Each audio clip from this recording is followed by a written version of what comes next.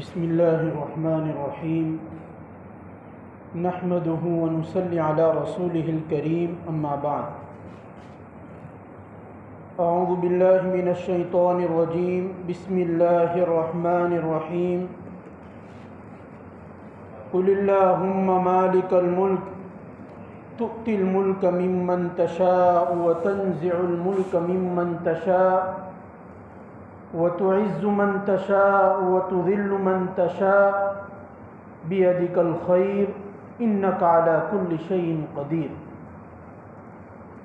وقال الله تبارك وتعالى عسى أن تكرهوا شيئا وهو خير لكم وعسى أن تحبوا شيئا وهو شر لكم والله يعلم وأنتم لا تعلمون.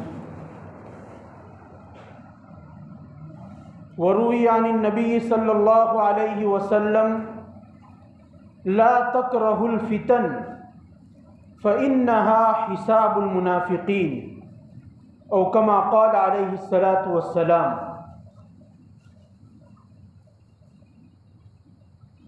بزرگان محترم اور معزز سامعین، اولاً ہم اب رب کریم کا شکر ادا کریں کہ اللہ جل جلالہ عم نوالہ نے دین اسلام جیسی عظیم دولت سے ہمیں مالا مال فرمایا. جناب نبی کریم صلی اللہ علیہ وسلم کی شکل میں عظیم رہنما عطا فرمایا اور قرآن مجید کی شکل میں اللہ تبارک و تعالی نے عظیم بک، عظیم کتاب عطا فرمائی.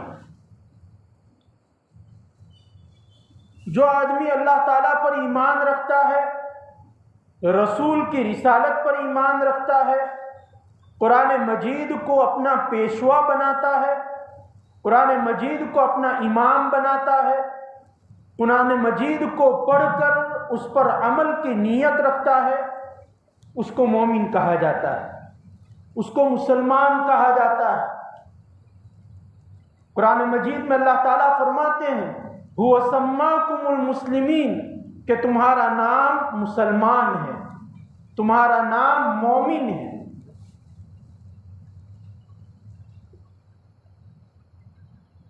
ایک مسلمان جو ہوتا ہے اس کے سوچنے کا طریقہ الگ ہوا کرتا ہے. ایک مومن جو ہوتا ہے اس کے غور و فکر کرنے کا طریقہ الگ ہوا کرتا ہے. صرف ایک بات میں سمجھانے کی کوشش کر رہا ہوں کہ دنیا کا کوئی بھی واقعہ پیش آ جائے، جن دور سے ہم گزر رہے ہیں، جن حالات سے ہم گزر رہے ہیں، ہم جانتے ہیں کہ ہر ملک کی کیا حالت ہے. یہاں تک کہ مکہ مکرمہ اور مدینہ منورہ جو بابرکت مقامات ہے، بیت المقدس جو بابرکت مقام ہے، وہاں کیا حالت ہے.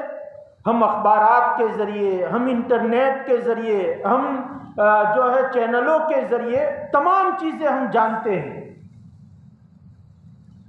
لیکن دنیا کا کوئی بھی واقعہ جب پیش آتا ہے تو اس کے دو رخ ہوتے ہیں، دو طرح سے اس کا تجزیہ کیا جاتا ہے، دو طرح سے اس پر بات کی جاتی ہے.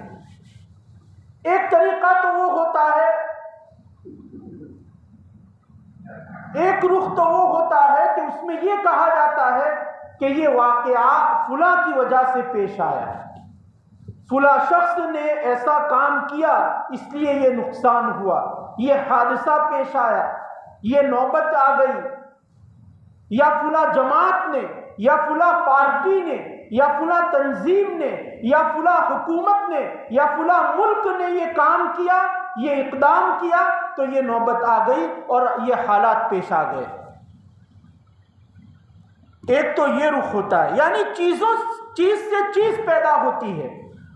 ظاہری اسباب کے اندر تو یہ درست ہے، اور یہ انسان ہونے کی حیثیت سے اللہ تبارک و تعالیٰ نے ہمارے دل کے اندر یہ بات ڈالی ہے، تاکہ پھر انسان اسی کو سوچتا ہے، اسی کو سنتا ہے، اور اسی کا یقین اپنے دل کے اندر پیدا کرتا ہے کہ بھئی یہ جو حالات دنیا کے اندر پیش آئے ہیں یہ فلاں تنظیم کی وجہ سے ہے، یہ فلاں جماعت کی وجہ سے ہے، یہ فلاں شخص کی وجہ سے ہے، یہ فلاں حکومت کی وجہ سے ہے۔ آدمی اسی کو سوچتا رہتا ہے، آدمی اسی کے اندر اپنے دماغ کو کھپاتا رہتا ہے اور اپنے آپ کو جو ہے وہ فکر میں لگاتا رہتا ہے۔ یہ ایک سوچنے کا ایک طریقہ ہے، یہ ایک رخ ہے حالات کا۔ اور دوسرا رخ کیا ہے؟ دوسرا رخ یہ ہے کہ جو کچھ ہو رہا ہے وہ اللہ تبارک و تعالیٰ کر رہا ہے۔ تمام چیزیں، آسمان میں جو کچھ ہو رہا ہے، زمین پر جو کچھ ہو رہا ہے، دنیا جہاں کے کسی کونے کے اندر جو واقعہ پیش آ رہا ہے، یہاں تک کہ ہمارے بدن کے اندر جو بھی بیماری پیش آ رہی ہے، یا ہماری یہ جو آنکھ میں پلک جو جھپک رہی ہے، یہ بھی اللہ تعالیٰ کی مشیت سے ہو رہا ہے۔ یہ حالات کا ایک رخ ہے۔ انبیاء علیہ السلام جب تشریف لائے تو یہی سکھانے کے لیے آئے۔ انبیاء علیہ السلام انسان کے پاس جس میسیج کو اور جس پیغام کو لے کر آئے، وہ یہی پیغام کو لے کر آئے کہ تم یہ بات اپنے پلے باندھ لو کہ دنیا کا کوئی بھی واقعہ پیش آتا ہے، دنیا میں کوئی بھی حادثہ پیش آتا ہے، دنیا میں کسی جگہ کوئی واقعہ رونما ہوتا ہے تو وہ اللہ تعالیٰ کی مشیت سے ہوتا ہے، اللہ تعالیٰ کے ارادے سے ہوتا ہے، اللہ تعالیٰ کی چاہت سے ہوتا ہے، اللہ تبارک و تعالیٰ ہی اس کے پیچھے ہوتے ہیں۔ یہ اصل ایمان ہے، یہ ایمان کی بنیاد ہے۔ اگر یہ یقین ہمارے قلب کے اندر اگر نہیں آیا کہ جو کچھ ہوتا ہے وہ اللہ سے ہوتا ہے، تو اب ہم نمازیں بھی پڑھتے رہے، ہم بڑے سے بڑا جو ہے وہ بڑے سے بڑی ٹوپی پہن لے، یا طرح طرح کے لباس پہن لے، یا طرح طرح کے بیانات سن لے، لیکن ہم کامل مومن نہیں ہیں۔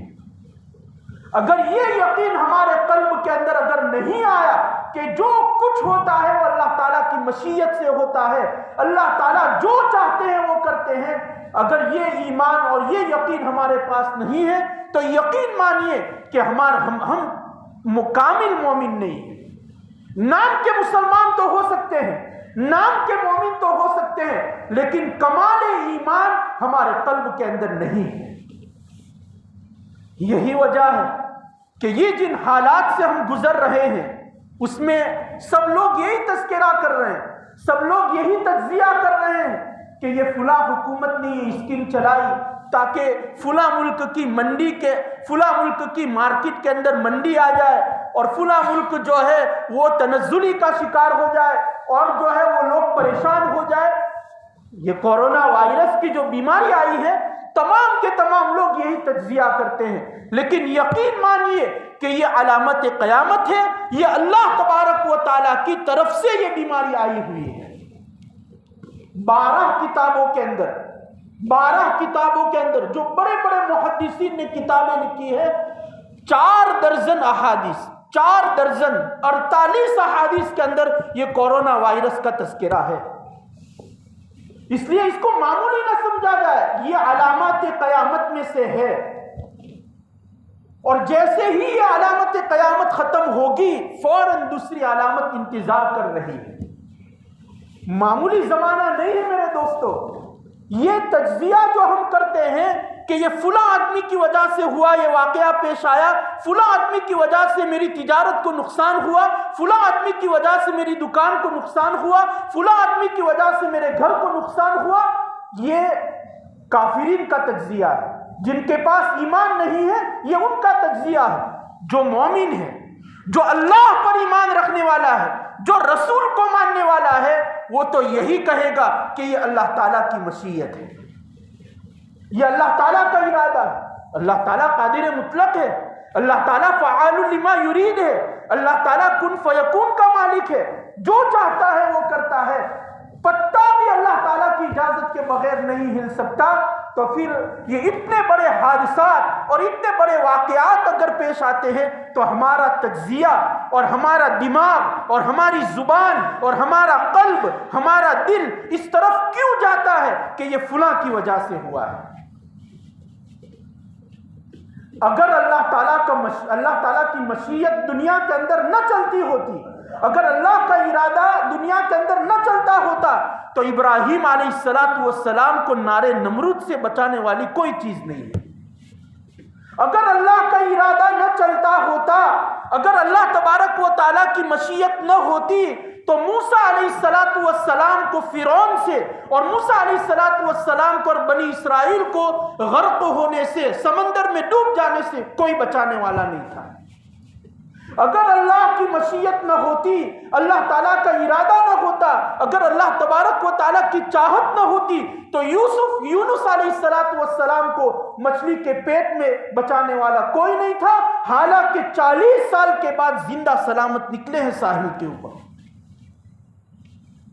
اور یہ تو انبیاء سابقین کے واقعات ہیں۔ ہمارے نبی کا واقعہ دیکھ لیجئے، صحابہ کے واقعات دیکھ لیجئے، اولیاء اللہ کے واقعات دیکھ لیجئے، نیک لوگوں کے واقعات دیکھ لیجئے، تمام کے اندر اللہ تبارک و تعالیٰ کی مشیت ہے۔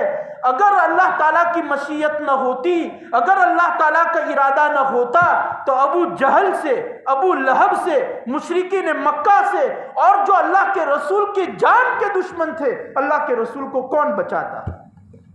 ہجرت کے موقع پر وہ تو اللہ کے رسول کے گھر کے دروازے پر چلے ہی گئے تھے، ہتھیار لے کر چلے ہی گئے تھے قتل کرنے کے لیے، اور انہوں نے تو دار الندوہ میں میٹنگ کی تھی کہ محمد کو کس طریقے سے ہمیں محمد کے دین کو کس طرح ختم کیا جائے۔ لیکن اللہ تعالیٰ کی مشیت ہے، اللہ تعالیٰ کا ارادہ ہے، اللہ تعالیٰ نے جو ہے ان لوگوں کے اوپر آنکھوں کے اوپر پردہ ڈال دیا، اور اللہ کے رسول صلی اللہ علیہ وسلم صحیح سلامت اپنے گھر سے نکل گئے۔ ایک مکڑی کے جالے کو سہارا بنا کر اللہ کے رسول کو اللہ تعالیٰ نے بچایا ہے غار ثور کے اندر۔ اور سب سے عظیم واقعہ اگر بیان کیا جائے جو ہم سب جانتے ہیں کہ اللہ ہی کی چلتی ہے، اللہ ہی کی اسکیم ہوتی ہے، اللہ ہی کی قوت ہے، اللہ ہی کی طاقت ہے، اللہ ہی کی قدرت ہے، اللہ ہی کی مشیت ہے۔ یوسف علیہ السلام کا واقعہ، بھائیوں نے روڑا سمجھ کر ان کو گھر سے نکالا، کنویں میں ڈالا، کنویں سے اللہ تعالیٰ نے نکالا تو مصر کے بازار میں ان کو بکوا دیا، بکوا کر ایک آدمی کے گھر کے اندر نوکر بنا کر رہنا پڑا، وہاں سے اللہ تعالیٰ نے نکالا تو جیل میں جانا پڑا، وہاں سے اللہ تعالیٰ نے نکالا تو پھر بادشاہ بن گئے۔ اللہ تعالیٰ کی مشیت ہے، اللہ تعالیٰ کا ارادہ ہے۔ تو دنیا کا کوئی بھی واقعہ پیش آئے، ایک ہی بات کہنا چاہتا ہوں، کوئی بھی واقعہ اپنی نجی زندگی میں پیش آئے، اپنی گھریلو زندگی میں پیش آئے، اپنے گاؤں کے اوپر کوئی ایسا واقعہ پیش آئے، یا اپنے صوبے کے اوپر اگر کوئی واقعہ ایسا پیش آتا ہے، یا اپنے ملکی لیول کے اوپر کوئی حادثہ اور واقعہ پیش آئے، یا پوری دنیا کے اندر اگر کوئی واقعہ پیش آ جائے، مومن کا یہ ایمان ہونا چاہیے، مومن کا یہ اعتقاد ہونا چاہیے، مومن کا یہ یقین ہونا چاہیے کہ اللہ تبارک و تعالی ہی اس کی طرف کار فرما ہے، تو ہی ہم مومن کامل ہے۔ اگر ہمارے اندر یہ ایمان اور یہ یقین نہیں ہے اور ہم یہ سمجھ رہے ہیں کہ فلاں پارٹی کی وجہ سے یہ بات ہو رہی ہے تو کمال ایمان ہمارے اندر نہیں ہے۔ لا الہ الا اللہ کا بنیادی مقصد ہی یہ ہے کہ ہم دائرہ ایمان کے اندر اس طرح داخل ہو کہ ہماری پوری توجہ اللہ تبارک و تعالیٰ کی طرف ہو جائے۔ اور اللہ تعالیٰ کی اسکیم کیا ہوتی ہے، میں تسلی دینے کے لیے آیا ہوا ہوں۔ سب لوگ گھبرائے ہوئے ہیں کہ مسلمانوں کا کیا ہوگا، اسلام کا کیا ہوگا، مساجد کا کیا ہوگا، مدارس کا کیا ہوگا، خانقاہوں کا کیا ہوگا، دعوت و تبلیغ کا کیا ہوگا، سب لوگ جو ہے اسی فکر میں ہیں۔ لیکن آپ یقین مانیے اللہ تعالیٰ کا طریقہ یہی ہے، اللہ تعالیٰ کی اسکیم یہی ہے، اللہ تبارک و تعالیٰ کی تدبیر ہی یہ ہے کہ اللہ تعالیٰ پہلے ذلت کے مراحل سے گزارتا ہے۔ جس کو عزت دینی ہوتی ہے، جس کو اللہ تبارک و تعالیٰ کوئی بلند مرتبہ دینے والے ہوتے ہیں، پہلے اس کو ذلت کے درجات سے گزارتا ہے۔ قل اللہم مالک الملک تؤتی الملک ممن تشاء وتنزع الملک ممن تشاء وتعز من تشاء وتذل من تشاء بیدک الخیر. اس میں اسی حقیقت کو بیان کیا ہے.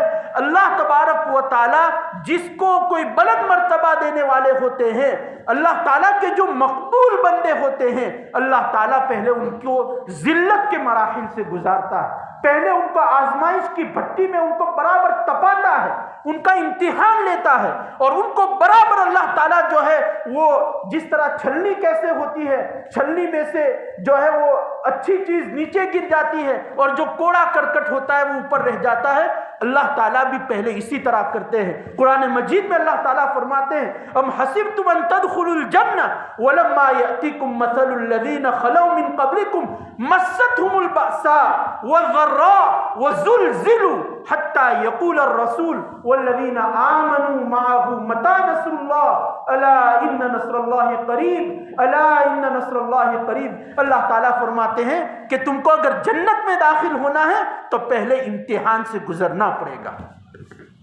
یوسف علیہ السلام کا واقعہ دیکھ لیجئے، کتنا ذلت در ذلت. گھر سے نکلے تو کنویں کی ذلت، کنویں سے نکلے تو بازار میں بکنے کی اور غلام کی ذلت، مزدوری کی ذلت، وہاں سے نکلے تو نوکر چاکر کی ذلت، وہاں سے نکلے تو ان کے اوپر الزامات لگائے گئے، گندا الزام لگایا گیا کہ انہوں نے فلاں عورت کے ساتھ جو ہے وہ بدکاری کی ہے، وہ ذلت، اور وہاں سے جو ہے وہ جیل کی ذلت میں ان کو داخل کیا گیا. لیکن راتوں رات اللہ تبارک و تعالیٰ نے اس ذلت کو ایسا ختم کیا کہ دوسرے ہی دن اللہ تبارک و تعالیٰ نے چند سالوں کے بعد ان کو مصر کا بادشاہ بنا دیا. تو اللہ تعالیٰ کا یہ طریقہ ہے، اللہ تعالیٰ کا یہ دستور ہے کہ اللہ تعالیٰ پہلے امتحان لیتے ہیں، اس کے بعد ان کو وہ چیز دی جاتی ہے. لیکن میرے دوستو، اگر ہمیں بھی اللہ تبارک و تعالیٰ سے یہ امید ہے کہ اللہ تعالیٰ ہمیں بھی بلندی عطا کرے اور اللہ تعالیٰ ہمیں بھی اقتدار عطا کرے اور اللہ تعالیٰ ہمیں بھی سرفرازی عطا کرے، تو اس کے لیے پھر وہ ایمان چاہیے، اس کے لیے پھر وہ یقین چاہیے. اگر ہم 5 وقتہ نماز کے اگر ہم پابند نہ ہو، ایمان ہمارا کامل نہ ہو، قرآن مجید ہم کو پڑھتے نہ آتا ہو، قرآن مجید کو اگر ہم سمجھتے نہ ہو، قرآن مجید کی ایک آیت کا ترجمہ ہم سمجھتے نہ ہو، حالانکہ قرآن مجید کا سمجھنا یہ فرض عین ہے، سمجھنا فرض عین ہے. اگر نہیں سمجھے، اگر قرآن مجید کو نہیں پڑھا، سمجھ کر اگر نہیں پڑھا، قیامت کے میدان میں نبی الاولین والآخرین سید الانبیاء والمرسلین جناب نبی کریم صلی اللہ علیہ وسلم اللہ تعالیٰ سے شکایت کریں گے، اللہ تعالیٰ سے کہیں گے کہ یہ فلاں آدمی ہے، قرآن مجید کو نہیں پڑھتا تھا، قرآن مجید کو تاکچے میں رکھ دیا تھا، قرآن مجید کو سمجھتا نہیں تھا. 19ویں پارے میں اللہ تبارک و تعالیٰ نے فرمایا تو اگر ہم سربلندی چاہتے ہیں تو پھر ہمیں 3-4 چیزیں اپنی زندگی میں لانی ہوں. سب سے پہلے کامل ایمان، پختہ ایمان چاہیے، پختہ یقین چاہیے اللہ تبارک و تعالیٰ پر. مختصر وقت میں ذکر کر دیتا ہوں. دوسرے نمبر پر ہے اعمال کی پختگی. اعمال ہمارے بالکل پختہ ہونے چاہیے. کوئی نماز جو ہے وہ ہماری بغیر جماعت کے چھٹنی نہ چاہیے، کوئی نماز بغیر خشوع خضوع کے ہماری جانی نہ چاہیے. اعمال کے اندر پختگی ہونی چاہیے. وعد اللہ الذین آمنوا منکم وعملوا الصالحات لیستخلفنہم فی الارض کما استخلف الذین من قبلہم. اس آیت کریمہ میں اللہ تعالیٰ فرماتے ہیں کہ جس طرح امم سابقہ کے مسلمانوں کو اللہ تبارک و تعالیٰ نے اس زمین کے اوپر حکومت دی تھی، تم کو بھی دیں گے. لیکن وعد اللہ الذین آمنوا منکم وعملوا الصالحات، آمنوا وعملوا الصالحات، ایمان کامل اور اعمال کی پختگی. نمبر 3، تیسرے نمبر کے اوپر ہے اتفاق باہمی، اتفاق و اتحاد و اتفاق. ایک دوسرے کا دل بالکل صاف ہونا چاہیے. بہت وقت ہو گیا ایک دوسرے کی نفرت کو پالے ہوئے، بہت زمانہ گزر گیا ایک دوسرے کو کا برا چاہتے ہوئے، ایک زمانہ گزر گیا. اب جو ہے خیر اور بھلائی ہمارے دل کے اندر آنی چاہیے. حالات بھی اگر آنکھ اگر نہیں ہماری نہیں کھل رہی ہے تو ہم سے زیادہ بے غیرت، مجھ سے زیادہ بے غیرت اور مجھ سے زیادہ دیوس آدمی کوئی نہیں ہے۔ اگر آسمان و زمین کے تیور اگر ہمیں نہیں بتلا رہے ہیں، ہمارے لیے اگر اصلاح کا کام نہیں کر رہے ہیں، تو پھر ہم سے بے غیرت آدمی کوئی نہیں ہے۔ تو اس لیے اتحاد و اتفاق بہت ضروری ہے۔ ارے صحابہ میں اختلاف ہو گیا تھا تو اللہ تعالیٰ نے ان کو شکست دلوا دی تھی احد کے موقع پر۔ احد کے موقع پر ایک پہاڑ کے اوپر جو ہے چند صحابہ کو، 50 کے قریب صحابہ کو اللہ کے رسول نے کہا تھا کہ یہیں رہنا، چاہے شکست ہو جائے، لیکن وہ وہاں نہیں رہے اور وہاں مال غنیمت جہاں جمع ہو رہا تھا وہاں آ گئے۔ فتح اللہ تعالیٰ نے شکست میں تبدیل کر دی، صرف اختلاف کی وجہ سے۔ وَلَا تَنَازَعُوا فَتَفْشَلُوا وَتَذْهَبَ رِيحُكُمْ وَاصْبِرُوا، کہ اگر آپس میں لڑتے رہو گے، اگر آپس میں اگر ایک دوسرے کا دست و گریبان اگر پکڑتے رہو گے تو تمہاری ہوا نکل جائے گی۔ تو اس لیے اتحاد باہمی، اور چوتھا ہے نصرت الہی، اللہ تعالیٰ کے دین کی نصرت کرنا ہے۔ يَنْصُرْكُمُ اللَّهُ فَلَا غَالِبَ لَكُمْ، اگر تم اللہ تعالیٰ کی مدد کرو گے تو اللہ تعالیٰ کسی کو تم پر غالب نہیں ہونے دے گا۔ بہت ہی مختصر وقت میں نے یہ باتیں جو ہے وہ بیان کری ہے، اور ظاہر ہے کہ اپنا ایمان پختہ کرنے کی بہت ضرورت ہے، استقامت کی بہت ضرورت ہے، ورنہ یہ جو حالات سے ہم گزر رہے ہیں، جن ایام سے ہم گزر رہے ہیں، یہ کوئی جو ہے وہ معمولی ایام نہیں ہے میرے دوستو۔ ہو سکتا ہے کہ علامات قیامت کا آغاز ہو گیا ہو، اور بہت ساری علامات، ہم کیا سمجھ رہے کہ دجال آئے گا، سورج جو ہے مغرب سے طلوع ہوگا، یاجوج ماجوج آئیں گے، وغیرہ وغیرہ علامات قیامت ہے۔ نہیں، بہت ساری علامات قیامت ہے، اور اس کو احادیث کے اندر بیان کیا گیا ہے، اور آئندہ یہ معمول کا زمانہ واپس آنے والا نہیں ہے۔ ہم یہ سوچے کہ ابھی تو بہت حالات ہے، آئندہ جب اچھے دن آئیں گے تو ہم نیک بن جائیں گے، ہم صالح بن جائیں گے، ہم قرآن مجید کو پڑھنے والے بن جائیں گے۔ یہ ممکن نہیں ہے میرے دوستو۔ وقت جو ہے جب ہاتھ سے نکل جاتا ہے تو پھر وہ واپس آتا نہیں ہے۔ اس لیے ہمیں چاہیے کہ ہم جو ہے اپنی زندگی کے اندر غور و فکر کریں، اور اپنے آپ کو ایمان کامل کے ساتھ، اعمال صالحہ کے ساتھ، نصرت خداوندی کے ساتھ، اتحاد باہمی کے ساتھ اپنی ذات کو متصف کرے۔ اللہ تبارک و تعالی سب سے پہلے مجھے ان باتوں پر عمل کی توفیق عطا فرمائے، اور تمام کو ان باتوں پر عمل کی توفیق عطا فرمائے۔ وآخر دعوانا ان الحمد للہ رب العالمین۔